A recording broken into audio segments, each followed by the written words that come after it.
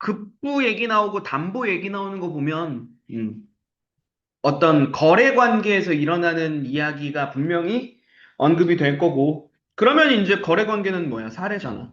그쵸? 갑과 을은 뭐 A와 B는 뭐 이거 또 나오겠네. 괜찮습니까? 항상 본문에서 어느 영역에 해당하는지 이게 항상 경우가 많이 갈라져서 그게 문제입니다. 이러할 경우에는 어떻게 한다, 저럴 경우에는 어떻게 한다, 이 달라지잖아. 괜찮죠? 그거 구분해 놓는 거 주의하시면 되겠네. 갑시다. 채권은 어떤 사람이 다른 사람에게 특정한 행위를 요구할 수 있는 권리다. 됐죠? 채권의 정의입니다. 됐니? 그래서 채권을 가진 사람을 채권자라고 부르고 그 상대방을 채무자라고 한다. 됐어? 야, 채권자, 채무자 바꿔서 들어가면 난리 나는 겁니다. 괜찮죠? 그러니까 간단한 예시로 얘기하면 돈을 받아야 되는 사람이 채권자야. 됐죠? 돈을 갚아야 되는 사람이 채무자가 되는 거라고. 됐죠? 만약에 계약서를 썼어. 그치? 계약서를 썼어. 그러면 이게 되게 희한해져요. 봐. 내가 돈을 주고 어떤 물건을 받기로 했어. 괜찮지? 이거 그럼 채권 채무의 관계가 되게 상대적인 거야. 상호적인 거라고. 나는, 나는 내가 물건을 사기로 한 사람이야. 그럼 나는 그 사람에게 돈을 줘야 하는 채무가 있는 거야. 맞지? 그리고 물건을 받아야 하는 채권을 갖게 되는 거지. 됐습니까? 반대로 저쪽 사람은 나한테 물건을 줘야 하는 채무가 생기는 거고 돈을 받는다라는 채권이 생기는 거라고. 무슨 말인지 이해되시죠? 이거 그래서 말장난 되게 조심하셔야 돼요. 채권 채무. 됐니? 계속 가볼게. 채무자가 해야 하는 특정한 행위를 급부라고 한다. 됐죠? 내가 돈을 지불한다. 급부. 물건을 준다. 급부. 괜찮습니까? 자, 채권과 이에 상응하는 채무는 채무자와 채권자 사이에서 급부를 하기로 약속하는 계약이 성립하면 그 효과로 발생하는 것이 원칙이다. 원칙이라는 말 나왔을 때 항상 뒤에 다만. 맞지? 음. 꼭 이 원칙에 어긋나는 내용이 나와요. 계약이 성립하면 그 효과로 발생한다가 원칙이야. 근데 다만 법률에 규정된 요건이 충족되면 당사자들의 의사와 무관하게 발생할 수도 있다. 괜찮습니까? 요건이 충족되면 무관하게도 발생한다. 됐지? 자, 예를 들어 봅시다. 예를 들어 어떤 사람이 고의나 과실로 한 행위에 인해 다른 사람에게 피해가 발생한다면 가해자는 피해자에게 이러한 피해 회복에 필요한 돈인 손해배상금을 지급할 채무를 지게 된다. 이게 사례네요. 이거는 지금 둘이 계약으로 맺은 게 아니야. 괜찮죠? 계약으로 내가 너 때문에 어떤 손해 입었으니까 손해배상금 줘라고 하는 계약을 한 게 아니라고. 하지만 법적인 요건이 충족된 거지. 피해를 입혔다. 됐죠? 그래서 그 요건에 맞춰서 자동으로 생겨나는 거지. 됐죠? 뒤에 가볼게요. 이때 고의란 어떤 행위를 일부러 하게 하려는 의사를 뜻하고요. 과실이란 어떤 행동을 할 때 그 행동에 대해 사회적으로 요구되는 주의를 다하지 않은 심리 상태를 뜻한다. 자, 일부러 하거나 아니면 요구되는 주의를 다하지 않았을 때. 됐습니까? 이거 너네한테 왜 얘기하는 줄 알아, 이거? 이거 실제로 작년까지만 해도 많이 건드렸던 것 중에 하나입니다. 고의와 과실 구분해가지고 막 얘기하는 거. 이게 사례에 따라 달라질 수 있는 거야. 봐. 주의를 기울였음에도 불구하고 어떤 사고가 발생했을 수도 있잖아. 무슨 말인지 알겠어? 어. 충분히 주의를 기울였음에도 불구하고 사고가 발생했다고. 그러면 채무 관계는 없을 수도 있는 거예요. 인정되지 않을 수도 있는 거라고. 무슨 말인지 아시겠죠? 이 여기서 지금 얘기하는 게 두 가지잖아. 그래. 내가 일부러 때렸어. 그치? 그럼 이거는 맞아. 이건 해당한다고. 그치? 물어줘야 돼. 맞지? 또는 내가 이걸 조심해야 되는 게 맞는데 조심하지 않아서 사고가 발생했어. 주의를 기울이지 않아서. 그러면 그거는 과실로서 채권 채무 관계가 생기는 거라고. 괜찮습니까? 근데 내가 충분히 주의를 기울였음에도 불구하고 사고가 발생했을 수도 있다니까? 괜찮습니까? 됐죠? 그런 관계는 또 달리 판단될 수도 있는 거라는 거지. 됐죠? 이게 맹점이라는 게 항상 있어요. 뒤에 내려갈게요. 자, 채권의 발생 원인이 무엇이든 간에 채권은 대개 채무자가 급부를 함으로써 소멸한다. 어려운 말 없죠? 됐지? 해야 할 일을 해주면 채무자가 채권 사라진다고. 됐죠?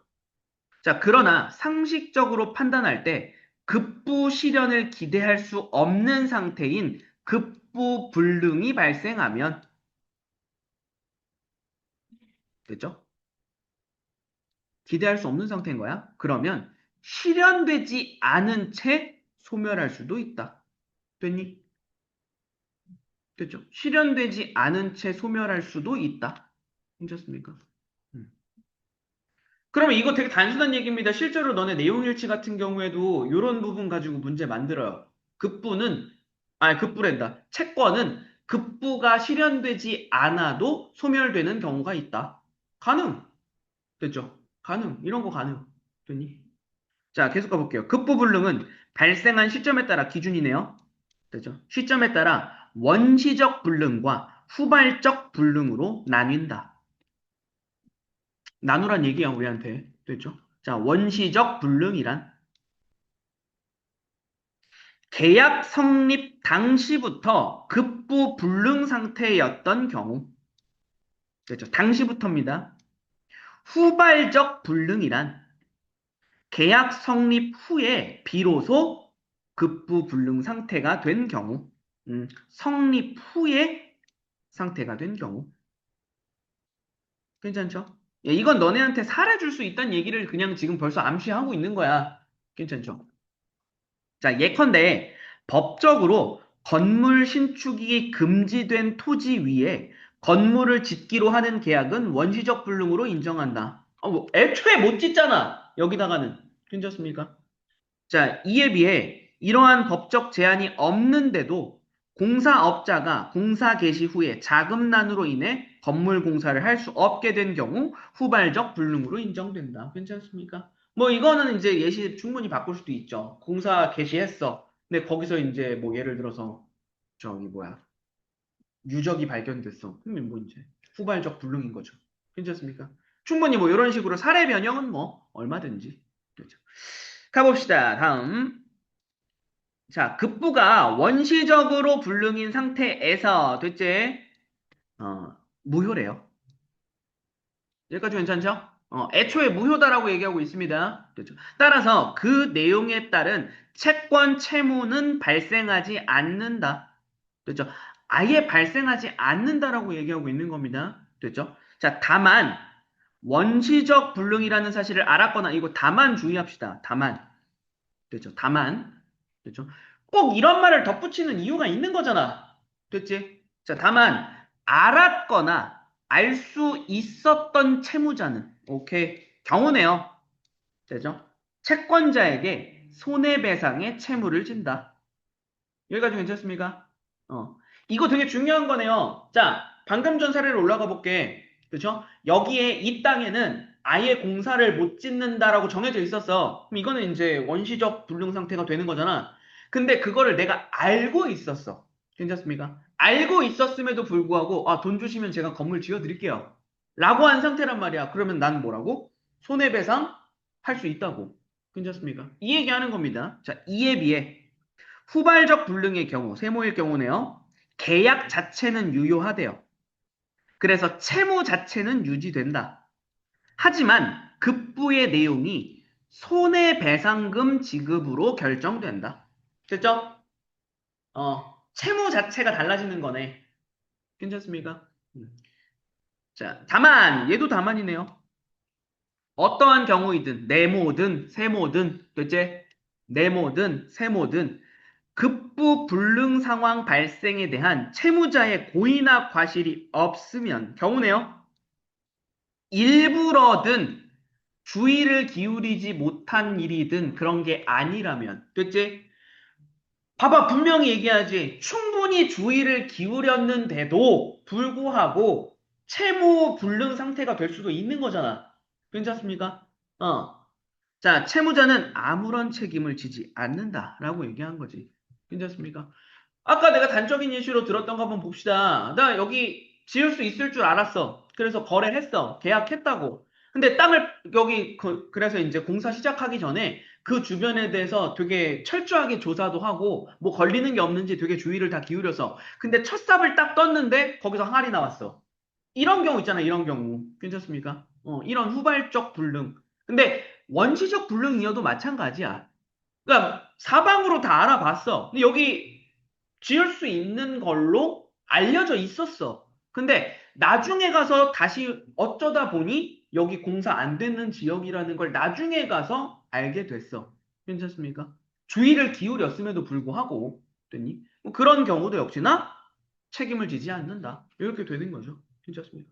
약간 이게 경우가 되게 애매하다라고 느껴지는 경우 분명히 있을 거예요. 분명히 있을 겁니다. 어. 자, 한편 아예 끊어주고 갈게요, 여기 한번. 한편, 채권자가 급부 불능 상황을 알았거나 알 수 있었다면, 됐지? 경우네, 색깔 다 바꿀게 한번. 채권자가 알았거나 알 수 있었다면, 이로 인해 채무자의 손해배상액이 줄어들거나 아니면 손해배상 채무가 소멸할 수 있다. 자, 잘 보셔야 됩니다. 채권자가야, 괜찮습니까? 어? 채권자가라고. 됐니? 자, 똑같은 경우를 놓고 얘기할게. 똑같은 경우를 놓고. 내가 돈 주고, 그죠? 여기 땅에다가 건물 올려주세요. 그럼 내가 채권자잖아. 맞지? 내가 채권자잖아. 건물 받아야 되는 사람이잖아. 맞지? 근데 내가 충분히 이 땅이 공사 불가능한 거라는 걸 알 수 있었어. 또는 알고 있었어. 됐니? 근데도 그냥 계약한 거야. 맞아? 그러면 그거 채무자한테 책임 물으면 안 되잖아, 사실. 상식적으로잖아. 맞지? 알고도 내가 그냥 한 건데. 맞죠? 그러면 채무자 입장에서는 소멸. 되죠? 책임지지 않아도 된다. 얘기 되는 거죠. 넘어가도 되겠죠? 자, 계속 가볼게요. 원시적 불능의 경우에, 됐죠? 방금 얘기했던 거네요. 방금 얘기한 거네. 그죠? 이 땅은 공사를 지을 수 없는 땅이었어. 맞지? 자, 그 채권자가 원시적 불능임을 알았거나 알 수 있었으면 손해배상할 수 없다. 다만 후발적 불능의 경우, 오케이, 경우 달라지네요. 됐지? 후발적 불능의 경우 채권자가 급부 불능의 가능성을 알고 있었는데, 그쵸? 알고 있었더라도 이로 인해 채무자의 손해배상 책임은 없어지지 않는다. 후발적 불능인 경우에는 됐습니까? 내가 알아도 없어지지 않는다. 항아리 나왔대. 알았잖아, 나도. 괜찮습니까? 어, 알았잖아. 하지만 이거는 손해배상 책임 물을 수 있다. 얘기하는 거죠. 괜찮지? 자, 다만이야. 자꾸 다만이야. 이 경우는 맨날 다만입니다. 그렇죠? 야, 지금 보세요. 이게 이 글이 좀 짜증나지는 이유가 뭐냐면은, 자, 이런 경우에는 책임이 있다, 없다. 뭐 이런 경우에는 소멸한다. 그치? 이걸 막 나누면서, 자, A의 경우에는 책임이 없다. 다만, 하지? B의 경우에는 책임이 있어. 다만, 하지? 이게 계속 바뀌어요. 됐습니까? 그래서 이걸 정확하게 구분하셔야 됩니다. 가지치기 확실하게 하셔야 돼요. 괜찮죠? 지금 너네가 실제로 이거 도식화해 보면 막 이렇게 난리 날 거예요. 막 이렇게. 괜찮습니까? 지금 무슨 말인지 알겠죠? 그리고 문제에는 보기에 이 중에 하나에 해당하는 사례를 줄 거라고. 됐니? 그걸 두 개 주겠지. 보통 일반적인 문제 모양은 그렇습니다. 갑이랑 을이 계약을 맺었는데 뭐 이런 일이 벌어졌다. 한편 병과 정은 이러이러한 계약을 맺었는데 이게 박스에 들어가는 보편적인 형태야. 이런 제시문을 가지고는. 됐죠? 계속 가봅시다. 다만 채권자가 급부 불능으로 인해 손해를 방지하거나 줄일 수 있었는데도 방치했다면 채무자가 지급해야 할 손해배상액을 줄여주거나 면제할 수도 있다. 괜찮습니까? 됐죠? 사례로 가면 이거네요.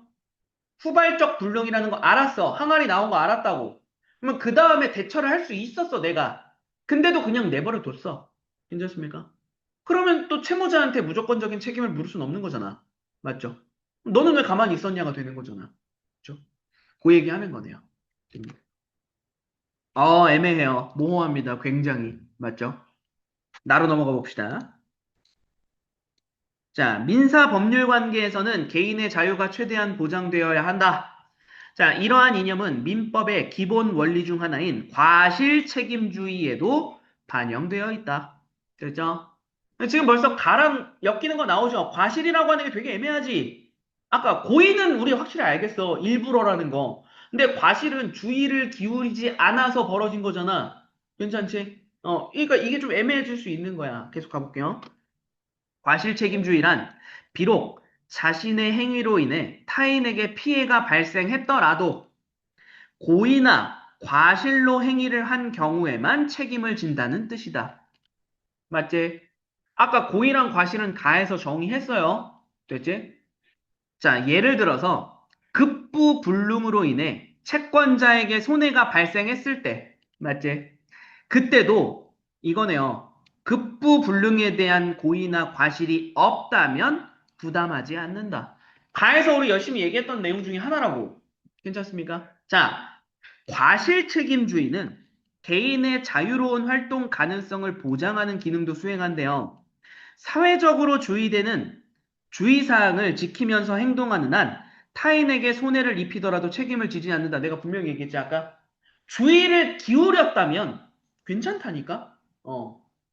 무슨 말인지 이해되시죠? 이게 진짜 가장 대표적으로 보이는 게 뭐냐면은 그 너네도 뭐 짧은 뭐 릴스나 이런 데서 본 적 있을 겁니다. 한문철 TV. 어. 거기서 이 똑같이 예를 들어 사고가 났잖아. 근데 거기가 예를 들어서 시속 그 속도 제한이 있었어. 속도 제한이 예를 들어 30km인데였어. 근데 그 30km를 넘겼어, 운전자가. 똑같이 사고가 난 거야. 근데 넘겼으면 여기서 과실로 따지는 겁니다. 너도 주의 안 했잖아. 근데 30km보다 아래로 주행하고 있었어. 그치? 그러면은 또 판결이 달라져요. 너 주의했어. 인정해 주는 거야. 너 주의는 했어, 충분히. 충분히 주의했고, 속도도 낮췄고, 뭐, 예를 들어, 진짜 그런 경우 있거든요. 막 10km, 20km로 주행했는데, 갑자기 튀어나오는 걸 어떻게 하냐. 뭐, 이럴 수 있단 말이야. 그러면은, 면해주기도 하고, 뭐, 이런 건. 그렇죠?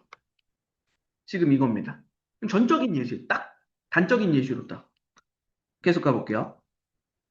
자, 그러나, 고의나 과실 없이 한 행동에 대해서도 책임이 발생할 수 있다. 그러나야.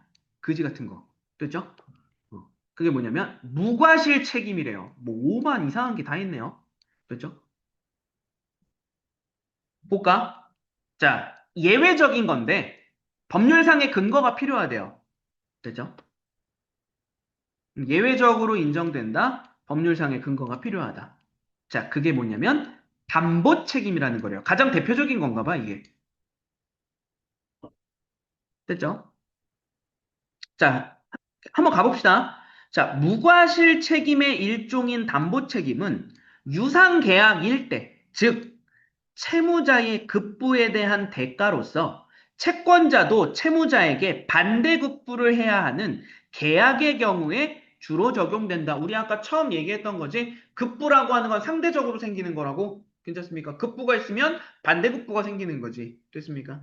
자, 예컨대 주택 분양 계약에서 분양자를 채무자라고 본다면 급부의 내용은 주택의 공급이고, 맞지? 어. 반대급부의 내용은 대금 지급이다. 진짜 됐지? 이거 근데 잘 보셔야 됩니다. 진짜로. 진짜로 잘 보셔야 돼요. 지금 우리 요 사례 있잖아. 요 사례. 그죠? 지금 아무렇지도 않게 너네한테 얘기했는데 분양자를 채무자라고 본다면이라는 전제를 너네한테 준 이유가 있어요. 괜찮니? 왜? 반대급부도 어쨌든 급부잖아. 괜찮습니까? 그러니까 이걸 만약에 사례를 살짝 뒤집을 수도 있어요. 분양자 말고 분양받는 사람 있잖아. 분양받는 사람을 채무자로 본다면이 될 수도 있어. 맞니? 그러면 이때는 급부의 내용은 대금 지급, 반대급부가 주택의 공급. 이렇게 되는 거죠. 됐습니까? 급부라고 하는 개념이 되게 상대적인 거라서 좀 조심히 접근하셔야 돼요. 절대적 개념이 아니야. 그죠? 계속 가볼게요.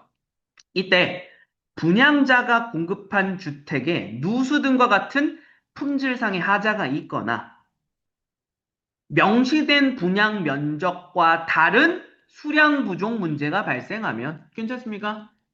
이러면 담보 책임이라는 게 생긴대요. 됐지? 오케이. 봅시다. 계속. 담보 책임은 유상 계약의 등가성의 원칙. 등가성의 원칙이라고 하는 거 하나 체크해 볼까요? 급부와 반대급부가 대등한 가치를 가져야 한다는 거래. 괜찮습니까? 뭐 이것 좀 우리 상식적으로도 당연한 얘기네요. 그치? 어. 1,000원 냈으면 1,000원어치 받아야 되는 거. 맞지? 그래서 급부에 하자가 있거나 수량이 부족하면 반대급부에 상응하는 가치를 가질 수가 없으므로 채무자에게 이런 사태에 대한 고의나 과실이 인정되지 않아도 책임을 져야 한다. 괜찮습니까? 음, 맞네요. 그러면, 그러니까 단적인 이슈잖아. 봐봐. 첫 번째. 일부러 하자 있는 집을 줬어. 고의라서 손해배상해야 되는 거지. 괜찮습니까? 대충 봤어. 그치? 대충 봤어. 주의를 기울이지 않아서 하자가 있는 집을 줬어. 손해배상해야 되는 거지. 괜찮지? 충분히 주의를 기울였어. 그럼에도 불구하고 발견하지 못해서 하자가 있는 집을 줬어. 책임져야 된다고. 괜찮습니까? 무슨 말인지 이해되시죠? 괜찮지? 지금. 세 가지 경우가 모두 결과론적으로는 책임을 져야 된다가 되는 거야. 담보 책임이기 때문에. 괜찮습니까? 계속 가볼게요.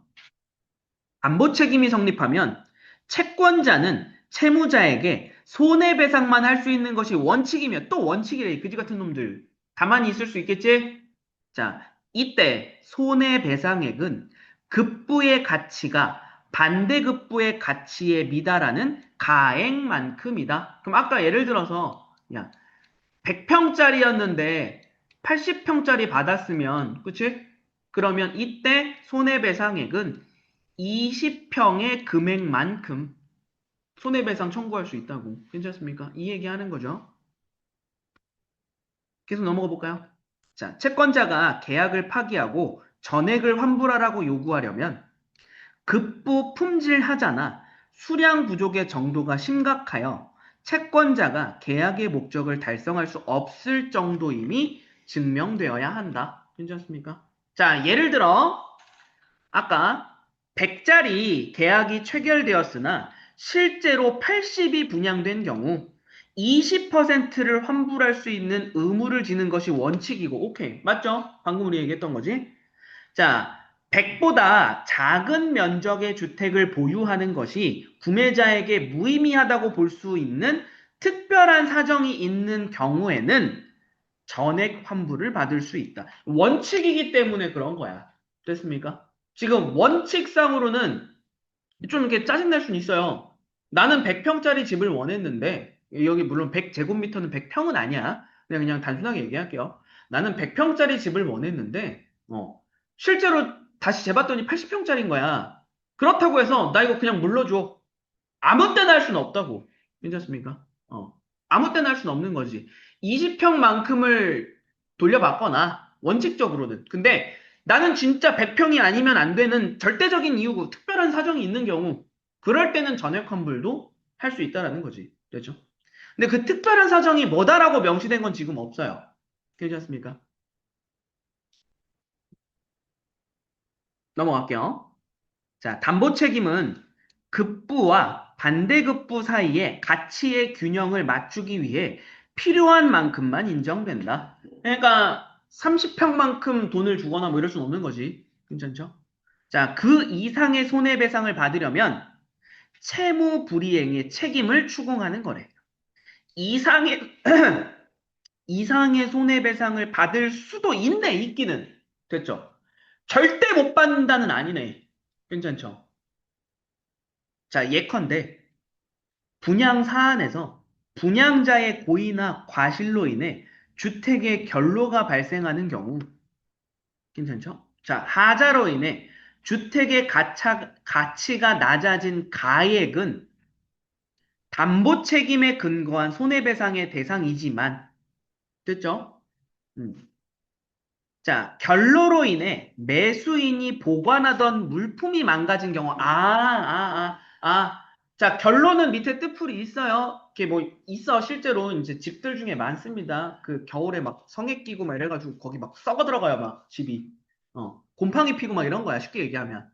그것 때문에 내 물건이 망가졌어.